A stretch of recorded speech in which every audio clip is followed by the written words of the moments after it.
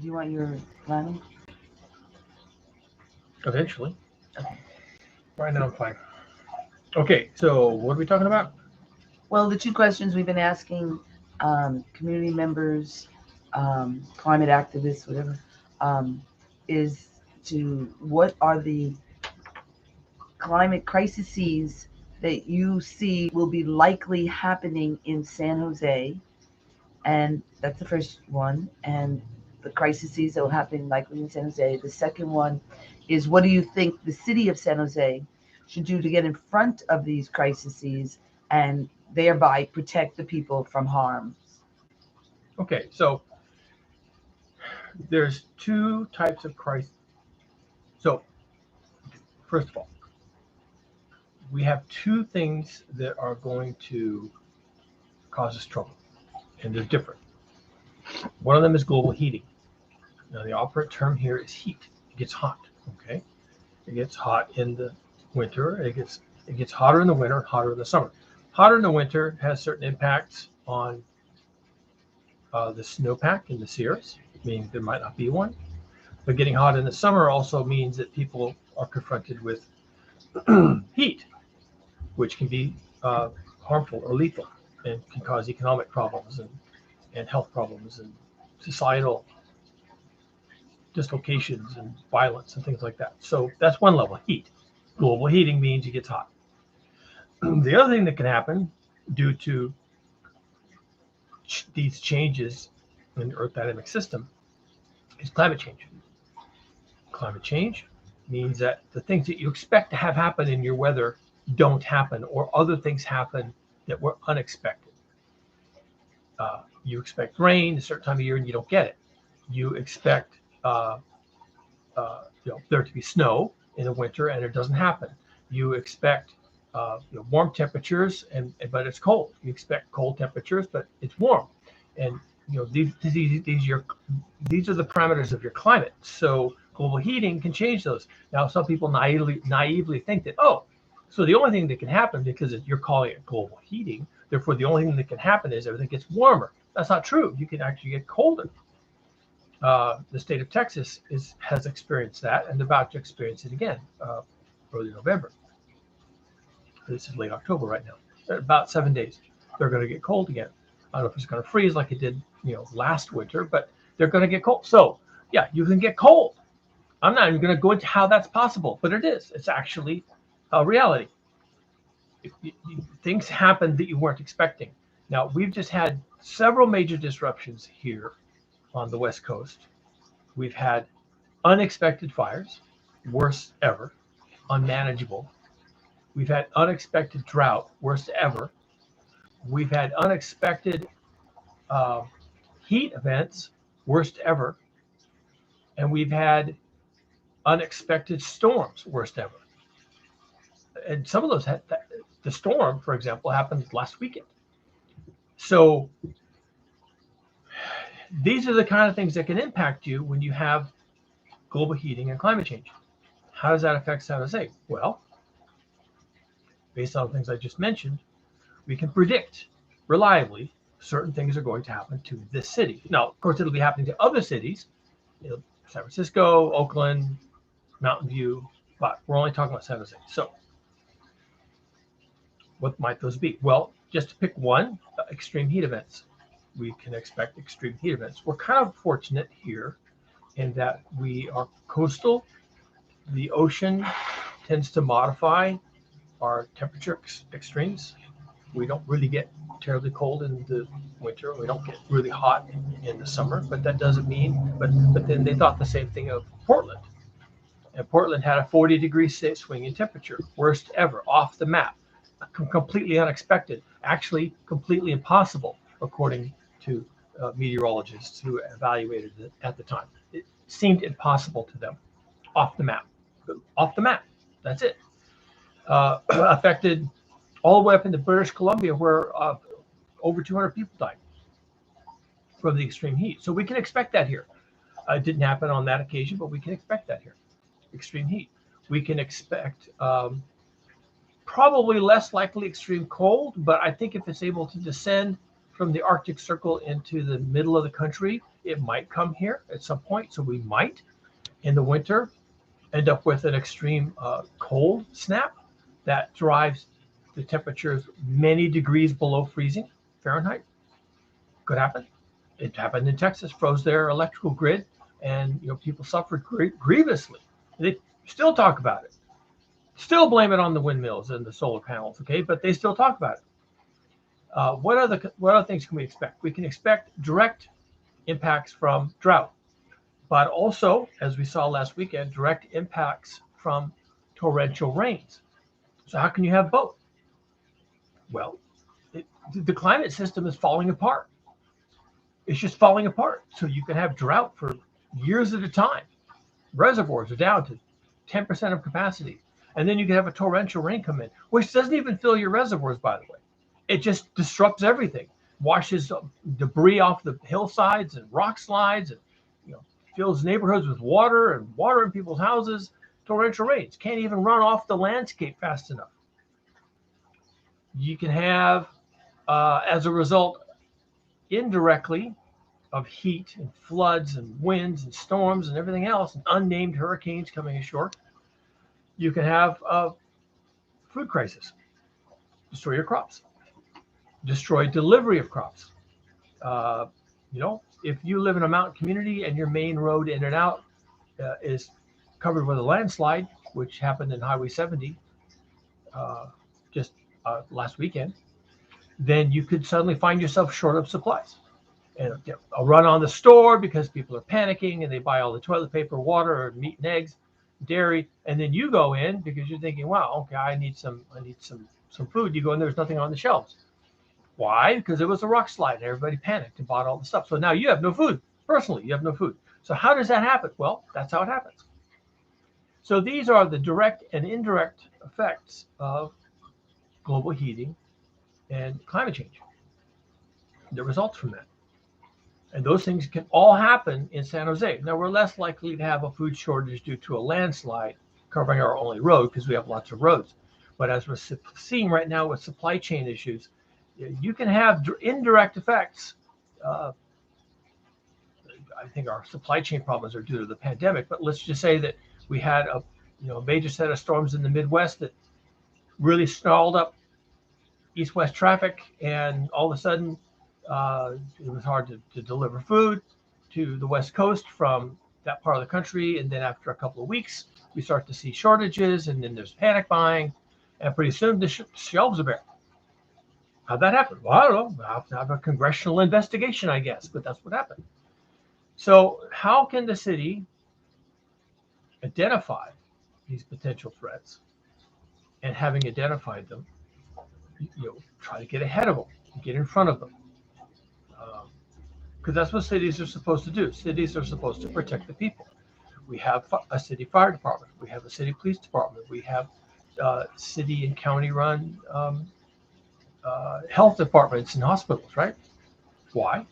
Because that's what the city is supposed to do. If the city doesn't protect the people start to ask, excuse me, I have a question. Why do we have a city again? Why do we have a 15-story city hall? I'm not being protected from things. Could you explain to me why I have a 15-story city hall? So it's an assumption that they will protect the people. Now, can the city realistically protect the people from flooding? You might ask. It's like, well, that's what we call an act of God. That's not an act of city. The city can't be expected to protect you from acts of God. That's what prayer is for, right? So can the city protect us from these acts of God? Well, number one, they're not acts of God. They're acts of us. We're creating climate change. We did that. We're creating global heating. We did that too. We're creating supply chains that are so long and convoluted and complex that they break easily. We did that.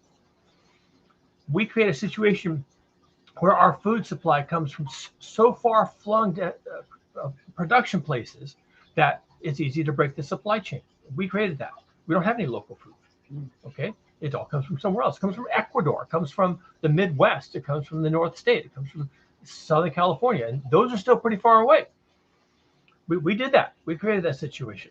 We create all these situations. We create the situation where people are dependent on utility electricity for the power to their home. We created that. We delivered electricity to their home right at the meter, natural gas to their home right at the meter. As we see in Texas, that doesn't always work out.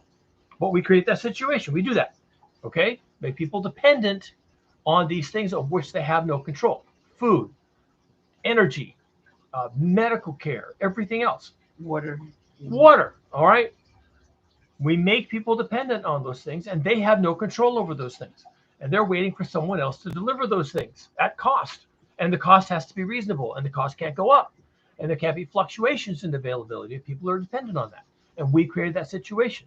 So if we create these situations, then act of God or not, we're responsible for them. We're responsible for them. So what can the city do? If the city has created these dependencies, and now those dependencies are set to become problematic, what can the city do? Well, you start with the low-hanging fruit here. Extreme heat events. You have, and there's probably 50 things I could list here, but hopefully if I talk about a few of them, then they become characteristic of the types of solutions we're talking about.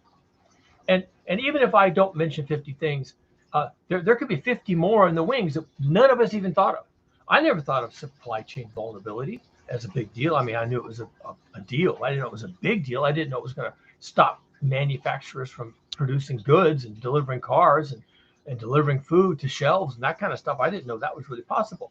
But now we see that it is. And so, we have to start looking at these things. And let's talk about heat events, extreme heat events. Global heating implies heat.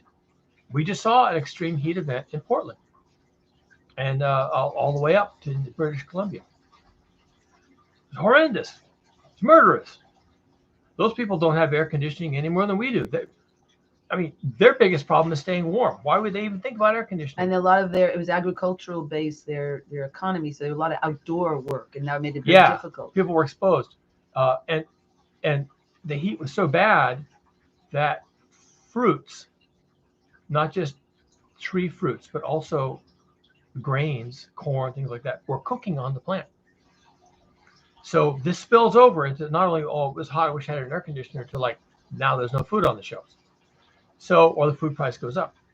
So just take a heat event. It is common in cities that have a history of extreme heat events that they create or designate or identify cooling centers. They have cooling centers. Now, it might be a library, it might be a school, auditorium, gymnasium type of thing. It might be some other public building. Sometimes it's even a corporation will open up, their conference center as a cooling center. They've got air conditioning, they've got electricity. Some of these places even have a backup generator so that if power fails, they can still run the air conditioning. So that's what we could do that. The city could do that. The city could say, wow, that just happened in Portland. Maybe we should get in front of that. Okay, I don't know that we don't have designated cooling centers, but I suspect we don't, because our city doesn't operate like that. Our city doesn't get ahead of things. Our city doesn't try to protect the people. That's why we're having this conversation, okay? Because we know the city doesn't do that. And it's because the city doesn't do that, get ahead of problems, we're having to have that conversation right now. Have that thought process. How are we going to get ahead of these things? All right, let's get off our butts and designate some cooling centers. Why would we need cooling centers? It's never hot here. Okay, we're getting in front of a problem. All right, it's called global heating. Let's just work with that. Could we do that? Sure, we could do that. And in neighborhoods that don't have anything, because they don't have a big fancy stadium, auditorium, they don't have a big fancy corporation, and they don't have a big fancy library, they don't have a big fancy high school with an auditorium that has air conditioning, because poor neighborhoods don't have these big fancy things, then we can't designate a cooling center, so we have to build one. Imagine that, building a cooling center. Or you take the one little puny library they've got, and you put in air conditioning so they can cool 30 people, in the library. That's something, right? It's something, but they don't have air conditioning because they can't afford air conditioning in their poor neighborhood. They can't afford the electric bill. So you put in air conditioning and you make sure they have power in an emergency. And we'll worry about who pays for it later, okay? You need the air conditioning and you need room for people and you need cots. And we'll put those in a closet. So if people come in and they're exhausted, they have a place to lay down. Oh, and by the way, we'll have to have some life-sustaining emergency fluids for people. They little foil packets of electrolytes and water and things that you can add to water to make them healthy, renewable drink. Who are suffering from heat stroke. We need to, in addition, make sure that our hospitals have these things and our clinics. Most neighborhoods have some kind of a clinic, even a veterinarian. Okay, is still can provide health care. So make sure they have the supplies they need to deal with people suffering from heat exhaustion. Mm-hmm. What do they need? Well, they need water. They need a packets of electrolytes, some way to rehydrate people and give them the electrolytes that the body needs to survive in a heat event. So could we do this? Sure, we could do this. Are we set up to do this? No, we're not. So that's what we mean about getting in front of it. Just say, this is a problem. This could kill people. This could actually lead to a mass fatality event. And that would be bad because we're not protecting the people. And that's our job as a city, is to protect the people. First thing we do is we identify potential threats. Global heating sounds like, hot. Well, how could that be a problem? Portland, they just had a problem. British Columbia, they lost 230 people. They got lucky probably, or maybe they were on top of things. Maybe it could have been worse, but they got in front of the problem and they knew what to do. Also, how do you contact people and tell them, you're not accustomed to this. We're going to have a mass heat event. We're going to have a regional heat event. We're telling you people that you're not accustomed to this. Here's the symptoms of heat stroke. Here's the symptoms of heat exhaustion. Here's where to go. No, you don't need money. Go. Just go. Okay? Don't worry about the money and the price of healthcare and being bankrupt to buy a hospital. Go. Okay?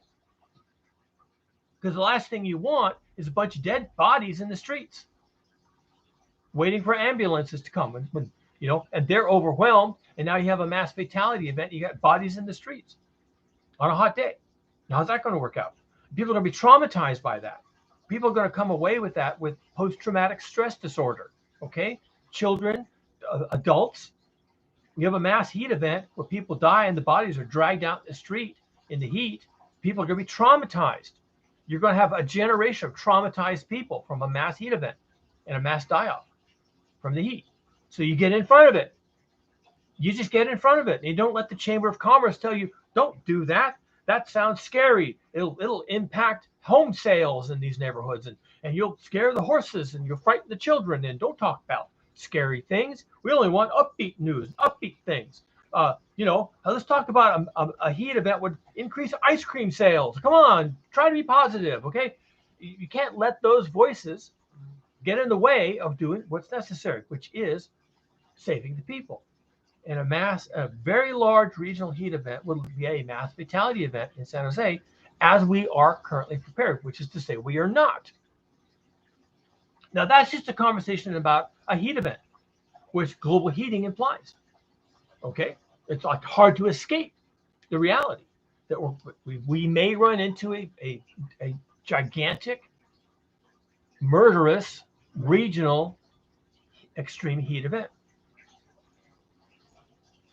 Okay, can I pick another one? We talk about the homeless crisis. I think that and this is like a secondary run-on effect, as communities keep becoming impacted by all the problems that global heating and climate change are going to cause. You get this secondary effect. The secondary effect is mass migrations of people, where entire communities are emptied. That sounds like Mad Max. That sounds like fiction. No, the city of Paradise burned, almost the entire city. People left. They went down the mountain into the valley communities, and many of them are still there. Chico, Oregon. Okay, they're still there. We just had massive fires in the Sierras again this year, burned out entire communities. Where those people go? I don't know.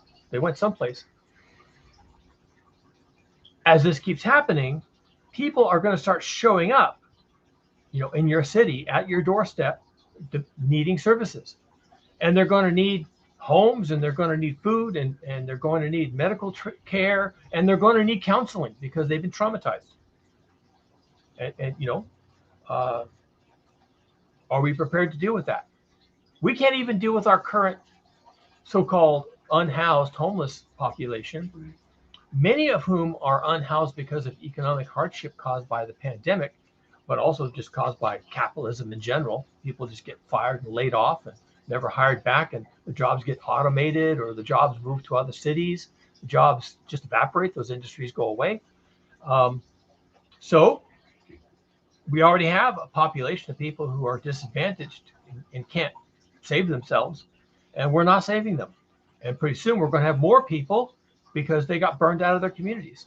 Or the next shoe to drop, the drought meant that their community ran out of water, flat ran out of water. And they'll truck in water for a while, and then they'll realize how expensive that is, and they'll start to leave. They'll get in their RVs and they'll leave. Uninhabitable. Our town is uninhabitable. Can't live here anymore. There's no water. Or there's enough of a breakdown in the supply chain that, cost of fuel or lack of drivers or whatever, and there's no food delivered. And so they drive the 50 or 70 miles to get food, and they come back, and pretty soon they realize that's not working, so they leave. I mean, maybe they intend to come back, but maybe they don't ever come back. If they're renters and they leave, it could be that the landowner, property owner, rents the house to the next person, and when they want to come back, the house, there's no housing. It's all gone. Now they're on their own. So there's lots of ways that people's lives can be disrupted by this stuff, even by temporary events, heat events, running out of water, running out of food, running out of electricity for too long of a time. And people hit the road and they show up in your community. This is happening locally, and this is going to happen globally. Is our city prepared for that? The answer is no. We can't even deal with the people that have been dislocated locally due to the pandemic. Completely predictable. You got a pandemic, shops are closing. What are we going to do with these people? Nothing, apparently. Let them figure it out. That's how they did it. They did not get in front of the pandemic. They could have, and they did not. I guess the Chamber of Commerce just didn't let the topic come up, or when someone said, hey, we should get ahead of this problem and do something with these people as they're losing their jobs. And the Chamber of Commerce said, no, don't do that. It's going to cost money. It's going to distract people from consumerism and eating out and flying and driving. And, that's not our message. Our message is everything's wonderful. There are no problems. And sweep that under the rug. So we didn't get in front of the pandemic. We're not currently getting in front of the unhoused crisis. And now, because of all the things I just mentioned, running out of water, running out of food, running out of electricity, cold, heat, the whole thing, lots of communities around us, but also further away, are becoming uninhabitable. They're not viable as communities anymore. My personal concern is that the south of the state, Southern California, is going to run out of water. And then very shortly after that, run out of food. And then shortly after that, run out of electricity. And these things will all happen at once because they're all tied together. The severe heat events down there. Yeah. More likely. Right. Enough water scarcity combined with heat will cook the crops. It won't happen. So, I mean, we'll have a food crisis too, but we're not down there. We're up here. We do have some local food production, and we have probably a lot more resources than some of those communities in Southern California. The Bay Area is wealthy. We have a lot of connections. We have a lot of money to throw at the problems that we potentially could have, but they don't down there. A lot of those communities are kind of on the edge of viability as it is. So Southern California at some point, and this sounds like crazy talk. It sounds like Mad Max fiction, science fiction, dystopian crazy talk. Southern California might have to empty. By empty, I mean everybody who can leave leaves. So the people who can't, tough it out, right? Whatever that means, they die in place or something. But people who can leave. I mean, they got money, they've got jobs that are portable, they can work remotely, whatever, and they just leave. They just pull up stakes and leave. If they're renters, they just leave the keys under the mat, and if they're a homeowner, they sell their home to the next possible person next dummy in line who maybe will buy it, or maybe they take a loss, but they don't care. They're leaving. They've got money. They're gone. Okay, place get empty. Rich people on the move. You don't think of climate refugees as being rich people, but that's actually going to be the first people who are climate refugees, rich people on the move. Do you think all these people living up in forest communities are poor? They're not. These are your rich people. A lot of them retired from Silicon Valley. A lot of them retired from the financial industry or Hollywood or whatever. And they bought a retirement home up in the woods. Okay, and big, beautiful homes on the side of a hillside, beautiful views, burns down. Okay, now they're a refugee. Well, they got money. They might even rebuild unless the state tells them you can't do that. But they're refugees. They're wealthy refugees. And now they're going to come to our community and they're going to buy up all the housing. They're going to pay cash. And what do you think that does to our housing crisis? Well, it makes it worse. Is the city going to get in front of that? No, they're not going to do that. They are not ready right now for a bunch of rich people who have lost their communities and their homes to show up on our doors with briefcases full of cash, ready to drive up the price of everything. Okay, actually, they are ready for that because they'll sell to those people. Landlords will kick their tenants out, put that house on the market, and take the $3 million. Okay, from some guy who just lost his McMansion up in the hills. Okay, landlords will do that, and now you have a middle income, maybe even upper middle income family out on the streets suddenly within like a week. And what happened? I don't know. An influx of money, and all of a sudden, upper middle class people, white collar workers, coders in Silicon Valley don't have a home. How'd that happen? Could we get in front of that? Sure, we could. I don't know what that would look like. I'm not a real estate agent. I don't deal with housing prices, but could we get in front of that? We could start by recognizing the potential for this to happen. Like you say, 40x, you could even. I was going to get to that. So. Yeah. I said something extremely controversial recently. Who were you talking to? Was it Blair? No. Okay. My wife was talking to somebody about refugees, and I just shared with her, it just right off the top of my head. I said, oh, yeah, the South Bay, maybe San Jose in particular, could have a 40x increase in population due to climate change. 40 million versus 1 million. Yeah, we're currently 1 million, so we could be 40 million. And she's like, wow, really? I said, sure, why not? And she shared that with somebody, and they laughed in her face. That's the most ridiculous thing I've ever heard. And so I thought, well, is that ridiculous? And so I did some math about the wealthy places in the world, how many people could be on the move, how many people would be rich, how many of those rich people would come to the Bay Area because we kind of have our act together. We've got a lot of money. We've got a really great climate that's fairly moderate. We've avoided a lot of the calamities that have hit other parts of the state and parts of the country. And so people could just make a decision to come here. And given all the wealthy people there are in the world and how many countries are going to be disrupted, including very populous nations like China and India, which are currently in deep, deep trouble. Okay. The people who can leave, not the poor people, the rich people. Okay, they can and they do, and they come here because we have a diverse community, lots of contact with Asia and India, and they've already got family here, and they pull up roots and they just independently, in their own mind, move to the Bay Area by the millions. And so many could we end up with 40x? Yeah. I did some quick back of the envelope math, and I came up with 20x, like real easy, fairly conservative. Like, oh yeah, well, this is like inevitable. 20x is inevitable. Could it be 40x? Sure. Why not? So a number I just pulled out of the top of my head, 40x. Yeah, we can have a 40x increase in population right here. And then when I actually did the math and thought about it and took the actual time, the 3 minutes to do the math, I came up with 20x.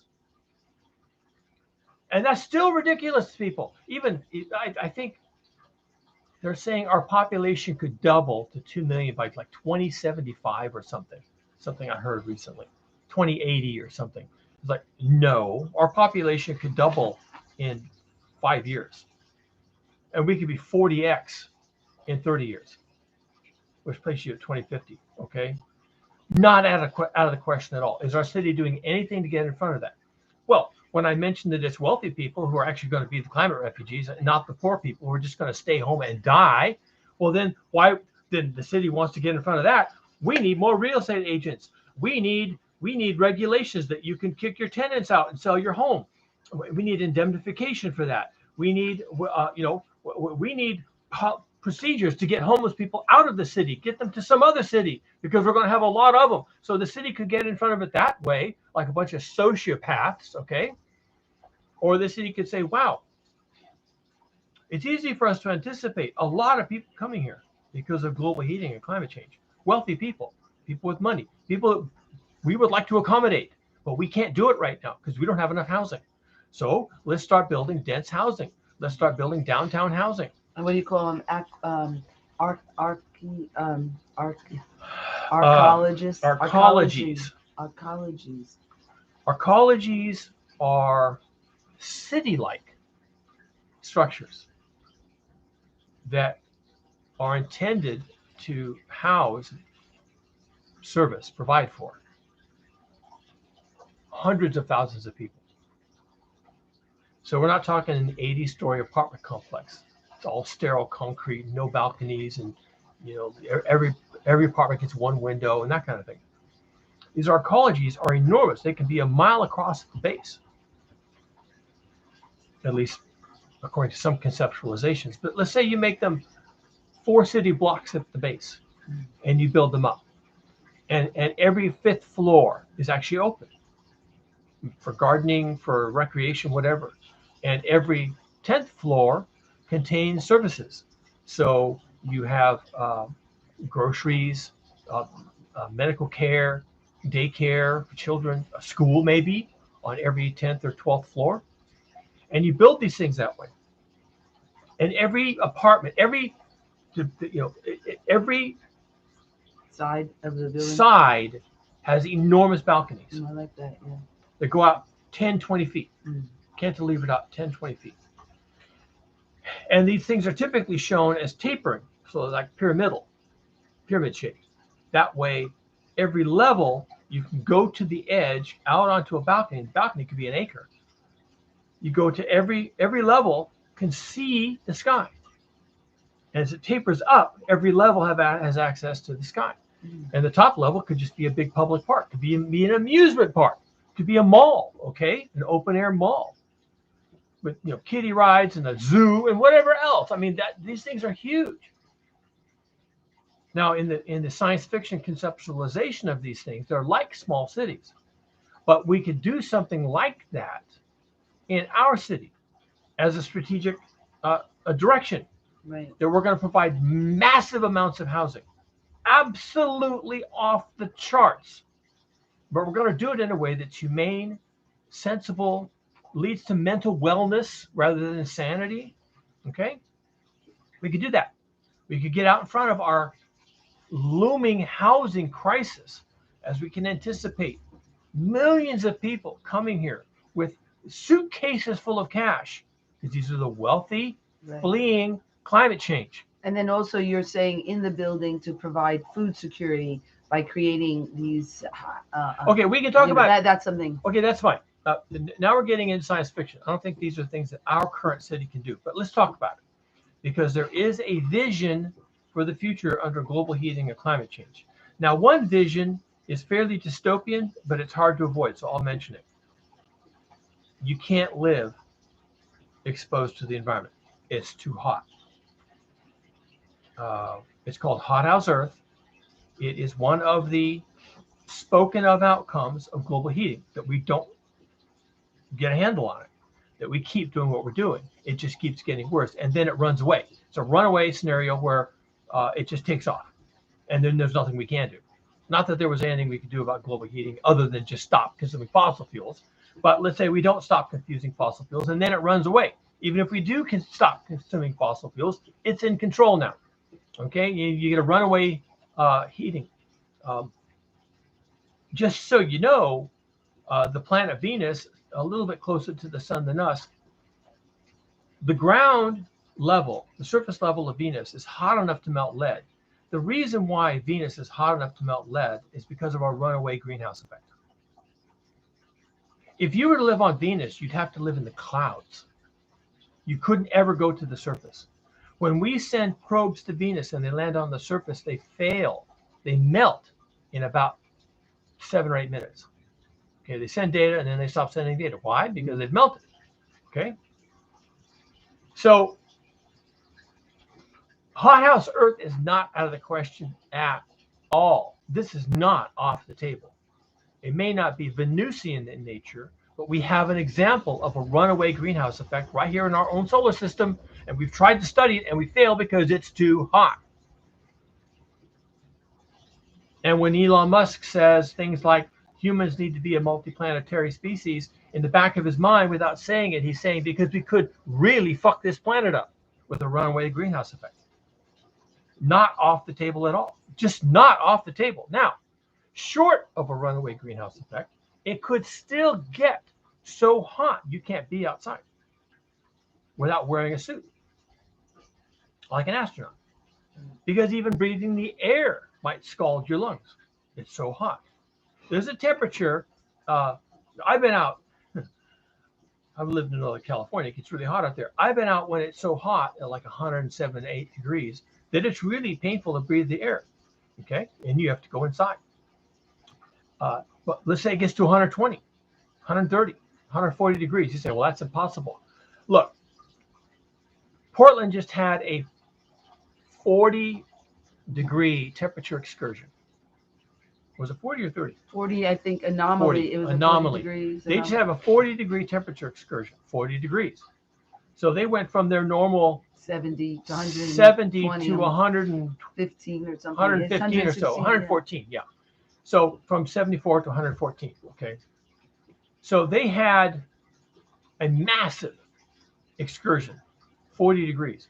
So our normal temperature here is not a lot different than theirs. Our normal temperature here in the summer might be 75 degrees. 80. Maybe 80, okay. Let's say it's 80 degrees in the summer, and we have a massive heat event of the same magnitude. You go to 120 degrees. I can promise you, you're not going to be able to breathe the air. It's not going to be safe to be exposed to the atmosphere of Earth. You're not going to be able to be exposed to the atmosphere of Earth. It's too hot. You can't breathe it. It burns your skin. It burns your eyes. There'll be so much ground level ozone pollution. You'll have a massive asthma attack and die if you're susceptible. You won't be able to breathe the air at 120 degrees. You won't be able to breathe the air. And this is not off the table. This happened just recently in Portland. Right. They had a 40-degree temperature excursion. If we had a 40-degree temperature excursion, you would not be able to breathe the air. Period. Now that's pretty ugly. That's really ugly. And imagine that happened 3 times a year. That's really bad. One possibility is we end up having to live underground. Because that's the only place where the temperature is moderate enough consistently that you don't have to run air conditioning 24/7 in that scenario. Okay? You would still have to run air conditioning just to keep your underground facility from overheating, but you wouldn't have to run it 24/7. So things could get so bad that we end up needing to live underground, not breathing the air that isn't air conditioned. Right. Now, I think they're experiencing that, like in the Middle East. I mean, there's a lot of They places, do. you know. Yeah, and there are lots of places where, well, Phoenix, Arizona, they'll tell you, if you go there, live there, you have family that lives there, they'll tell you, oh, yeah, you can't survive without air conditioning. Right. Now, what they mean is your home is air conditioned. You go to your air conditioned garage, get into your air conditioned car, go to the air conditioned place of work, and you never leave air conditioning. Right. You go to the completely air conditioned mall, walk around in the interior, essentially you're underground, and do all your shopping and go back to your air conditioned car, go back to your air conditioned garage, into your air conditioned home. You are never exposed to the atmosphere of Earth without air conditioning. Now, imagine that becomes fairly widespread. Mm-hmm. Can our city cope with that? Our city cannot. Our city cannot cope with that. It's not going to happen.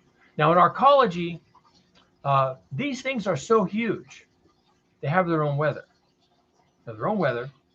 And when you're living inside an arcology, you're essentially underground, even if there's lots of lighting and there's windows and atriums and places where you can stand in the sun and enjoy the sun and everything. Even the balconies might be covered. Okay, it's just completely self-contained, and we might have to do that. Right. If we continue down the path we're going right now, we might have to build arcologies. Or like you Big say, ones. what do you call them? Like even on our property as a single family home, where you would have to cover the whole thing. You call it a spaceship, type of. Yeah. So even a person who just owns their own property and has a single family home could kind of replicate this to some extent. You just, I mean, a lot of people's backyards has a gazebo, right? A little 8-sided or 6-sided little house where they can, maybe it's a screen room and keep the mosquitoes off, and you go out there on a hot evening and cool off in the breeze and that kind of thing. Well, you might have to completely cover your entire property. Your entire backyard ends up under a roof. And if you want your plants to grow, and it's not meant to let the sun in, because the sun brings in heat. So instead, it's a solid roof. You have roofing on it. And if you want light, well, then maybe you have a few scattered skylights, double pane skylights, or you have artificial lights, LED lamps, and you have huge solar panels on the roof. And the solar panels convert the hot sunlight into cool electricity that you can air condition your entire property, essentially air condition your property, and have light that's actually controlled. LED lights don't put off much heat, whereas the sun does. So you convert the sunlight, which you don't want hitting you, into LED light, which is cooler. If you have your solar, and you've got 60 solar panels, right? Rooftop to do solar, this. battery You've got backup. 60 solar panels. Your entire property is under a roof. The entire roof is covered with solar panels, and you've got massive inverters. You've got 450 amp inverters, and you're powering your house. Everything. You're powering your property. It's all under protection. Yeah, that's that. And then when you talk about food security issues, what do you think we need to do with that? Well, it's the same thing. So as we've discovered in the Portland temperature excursion, you can't grow food in these situations. And once the food is destroyed, meaning it cooks on the vine or on the tree or on the stem, it's gone. And maybe you can still harvest it, use it for something, but basically it's gone. So you can lose an entire crop. This idea that we're going to have outside, exposed to the elements, food production is probably going to become non-viable as a result of global heating and climate change. It's a combination of it's too hot to grow the crops that we used to be able to grow. It's too dry, or conversely, it's too wet. Everything got flooded and died. The crops were underwater and they couldn't grow, as we've seen happen in the Midwest. It's just going to be, or all those things happening at once. High winds coming through, knocking all the trees over. Then the rain knocks down the crops and drowns the crops. And then it gets so hot that everything cooks on the vines. And after 3 months of all this going on, someone says, the shelves are empty at the stores. Does anyone know why? Sure, we know why. You can't grow food under, too difficult a regime of climate change. You can't do it. And then, so you end up having to grow food locally. Now, it ends up being essentially underground food. So if you want to have food, you have to completely enclose your backyard, put a roof over it, cover the roof with solar panels, have grow lights inside, and you run air conditioning to moderate the temperature inside your grow facility. Well, yeah, that's in, as we get further along in our global heating, because we're not changing our fossil. Well, it's not only our fossil. We're already kind of there. Yeah. I mean, there's so many tipping points that, it's not like we're going to make changes, in our behavior, to affect it at this point. But in an earlier stages, like what you're saying is that we have to have it all under cover and have it, we're going to have to be self-sufficient. But as a transition, we need to start learning to grow food, I mean, those possibilities before yes. I've glossed over a lot of things. The time frame. I mean, we're still in 2021, we are nowhere. This city and these people are nowhere, not close by any measure prepared to deal with any of these problems. Self-sufficiently, you Yes. know, We are 100% dependent on fossil fuels for everything. Electricity, water, sewer services, food deliveries to your local market, you getting to and from your job, you getting to and from the market. Okay? 100% dependent on fossil fuels. We are 100% dependent on supply chains, as we are now discovering. Mhm. Truck drivers, long haul trucking, food coming from distant countries whose internal supply chains are breaking down because of climate change. They're not even as prepared as we are. They are going to break before we do. And the bananas and avocados and mangoes and whatever else that you got from Central America aren't going to show up. Now, can you live without tropical fruits? Sure. But pretty soon, the people in the Midwest who are also not prepared for climate change aren't going to be able to deliver your beef and are having dairy impacts. and They're having- wheat and corn, and they're only slightly more prepared than the people in Ecuador. And their crops are going away from derechos and things like that. Yeah. You know, fast winds. And, Hail. Yeah. Did you know that hail can completely destroy a crop? Did you know that a tornado can completely destroy a town? Did you know that the Derechos. torrential rains flooding the crops at the wrong time can completely destroy your Right. harvest? Right, and that's been happening. Yeah, these are things that are happening In the with Midwest. increasing regularity. Okay, so at some point we can anticipate that these sources of food and electricity and water and everything else that we're having to import will become disrupted. The Colorado River is running dry. The great reservoirs, Lake Mead and Lake Powell on the Colorado River are Right. getting low. Our own Lake Oroville got so low that it stopped generating electricity. So these knock-on effects, right? How much electricity comes out of Lake Powell? I don't know. How about Lake Mead? I don't know. But if it gets low enough, it'll stop generating electricity. It just won't be able to do that. So not only will you not have water, you won't have electricity. Right. Or So at it's least not it's as that much. self-sufficiency, that we're needing to go towards is what I hear you saying, and even with our food production, that we need to start creating it locally. Yeah, because supply chains are vulnerable. And your reliance on external suppliers for your goods, including your electricity and your water, which is currently the case, this is not reliable or sustainable. These things are going to break. They will break in a big way. And you will then be looking around in your community for these resources. Where's the food? Where's the electricity? Where's the water? Well, it's not there. Okay. Could our city get ahead of that? Absolutely. Our city could become more energy self-sufficient. Our city could embark on a program to generate more power locally, not import it from PG&E, not import it from some wind farm in Utah. Okay, have it locally. Solar panels, wind generator. Not that we have a lot of wind here, but whatever we could do. Okay, we could do that. Are we going to do that? No. There's no sign that that's going to happen.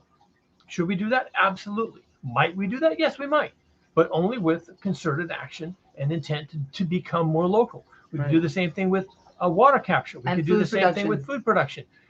The city could initiate programs to encourage people to grow food on their property. Right. In part because, it's good for your mental health to have a garden. Yes. And during times of great stress, which we are in and entering, which it will only get worse, Right. if you want to keep people from just murdering each other in the schools, in the malls, in the parking lots, at the ball game, okay, downtown, at the restaurant, if you want to get ahead of that, then it behooves you. It's a good first step to give people things to do that will help them improve their mental health. And gardening definitely does that. You can have community gardens, and you can encourage backyard gardens. And when you encourage backyard and front yard gardens, in the back of your mind, or at least sub rosa, you're saying, oh, and this will help people to maintain their sanity, because that's not a bad thing to be doing. Right. Oh, wow. And that's one thing you're going to get from having backyard gardens. The other thing you're going to get is resilience. Right. There's food. Maybe you're only growing greens and carrots and potatoes and beets, but hey, that's better than nothing. If you have a backyard, you've got a garden, and all of a sudden the shelves are empty, you actually don't feel too bad about that. It's like, I like my Cheetos. No Cheetos. I guess when will I get Cheetos again? I don't know, but hey, I've got food to eat. I've got got carrots and potatoes. beets and cabbage and potatoes, and I'm okay. And the city could help people get to that point. Mm. How could they do that? Well, they could reinstate things like the Grange movement and the 4-H and master gardeners, and they could do this on a huge scale. And they could provide monetary incentives for people to pull up their turf and plant a garden. They could have, free support. We'll bring in the garden beds. We'll bring in the dirt. We'll bring in the seeds. We'll give you the tools, and then we'll have YouTube channels and on-site teaching and Zoom calls and whatever else you can get involved in. Right. And they could do that. They could do such simple things like a billboard campaign in all the neighborhoods of the city, saying, "Hey, you really should think about this." And we have a city department, and we have free services, and we have support. We have a master gardener service. We have all these things. You should think about this. There are people who will do it. There are people who will hear the horror stories about, wow, shelves are empty in wherever, Salt Lake City. Oh, and here's a billboard that says I could grow my own food. Connecting the dots here. Right. Maybe I'll do that. So the city could do that. And if you give people an outlet, improve their mental health, you'll give them an escape from the doom and gloom. As they see things bad happening around them, they can go in their garden and see their food, and they feel a little better about that. And you actually have food, which is not a bad thing to have. And once you start teaching people how to preserve their food, and store their food, how to share their food, all these things, then the entire community becomes more resilient. If there's a person who can't or won't or refuses, I vote for Donald Trump, therefore I refuse to garden. If you have that person, then when the chips are down, rather than them going to their closet full of 47 guns and grabbing several and going out and killing people, they'll know that their neighbor, who's a progressive lefty, wingnut, tree hugger, they have a garden. My neighbor has a garden. That hippie, dirty hands person with their garden, they've got food. So rather than grab my AR-15 and go kill a bunch of people in frustration and anger, I'll just go to my neighbor and say, "Hey, you got any food? Because I can't find any food today." Okay? And by creating resilience, you reduce the level of apocalyptic thinking. Right. Or of depression and frustration and anger from the way things are. Right. Yeah.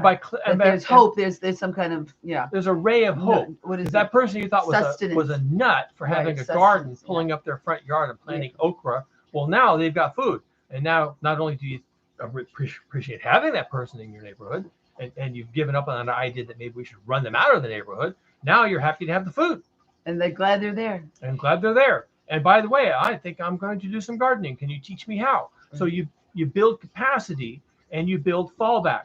So all these people who didn't want to do it, refuse to do it because it's un-American, it's communist.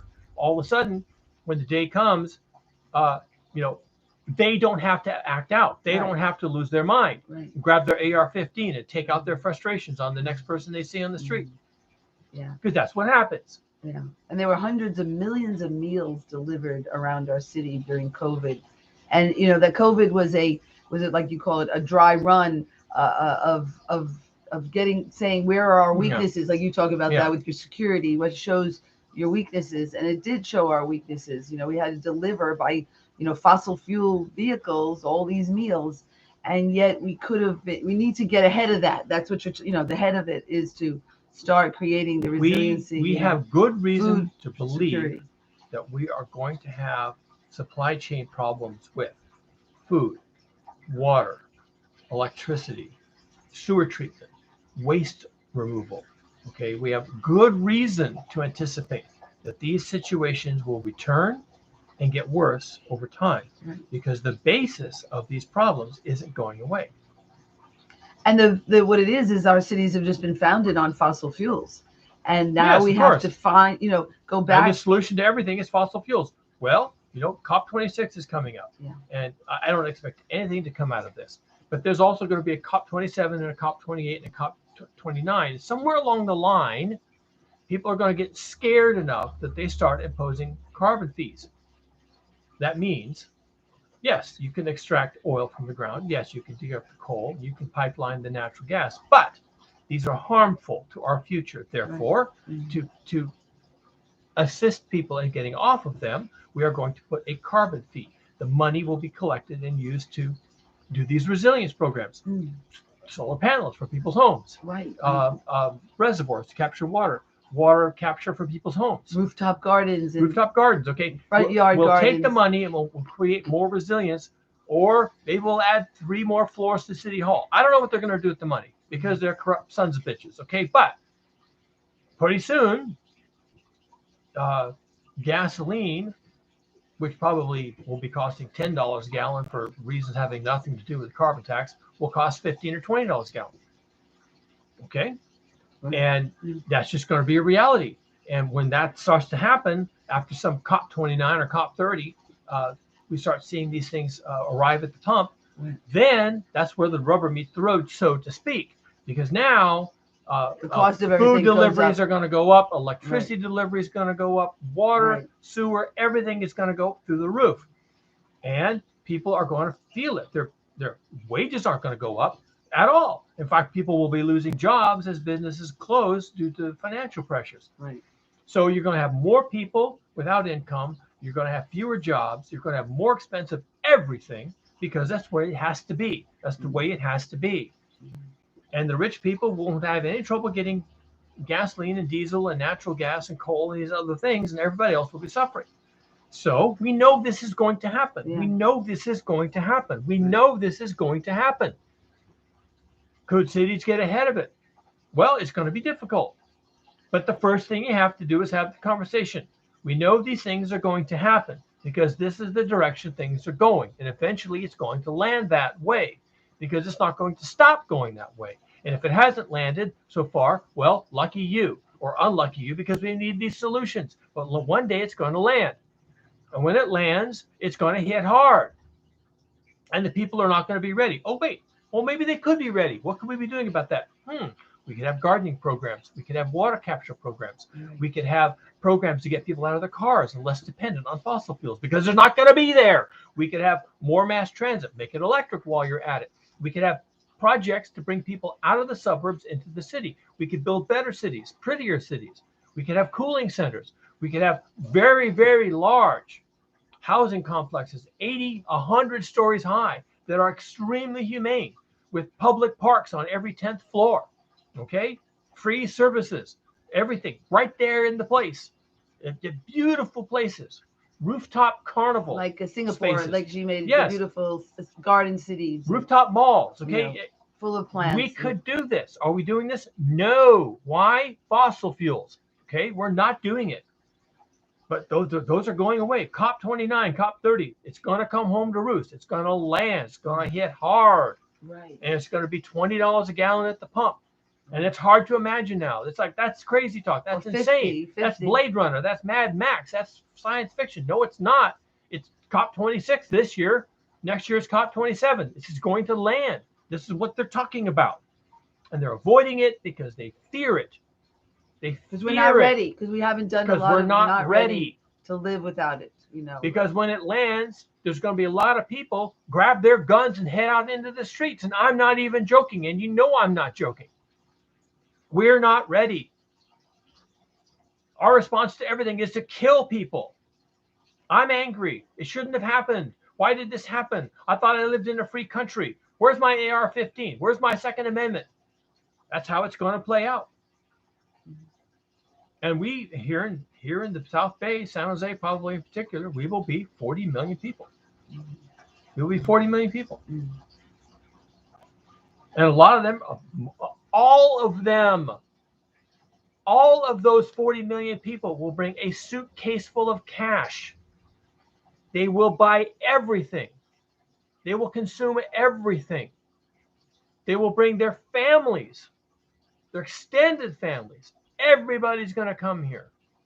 The real estate prices are going to go through the stratosphere. Oh, well, that sounds pretty good to me. I'm a real estate agent. What? Okay, good. All right, I'll just hit. That's Magnolia. Did you take it? Talk to her right Oh, now. really? No. I thought we should. Let's just end it. I think we're done. She'll call again. Well, I think we're done. I think we are done, right? And thank you so much,